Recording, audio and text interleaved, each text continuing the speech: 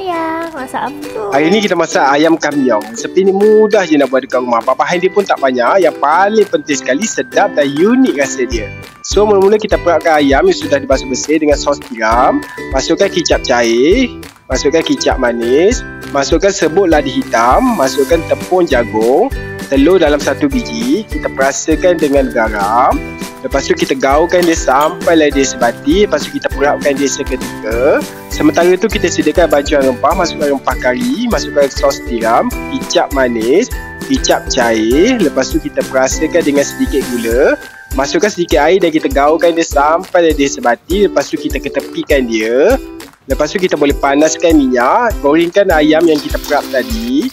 Gorengkan sampailah dia masak dan warna golden. Lepas tu kita boleh angkat dan kita toastkan dia.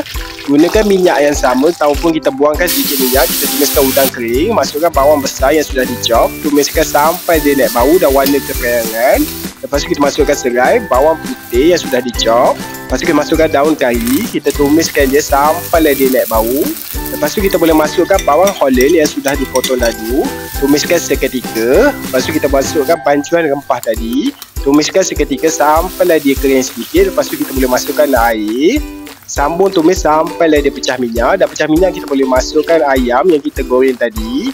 Kacaukan seketika sampailah dia sebati. Lepas tu kita boleh perasakan dengan sedikit garam.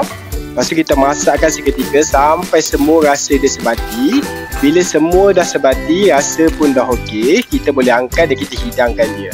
Ayam kamyong ni rasa dia unik sangat. Fusion antara dua rasa. Rasa masak kicap dan masak kari.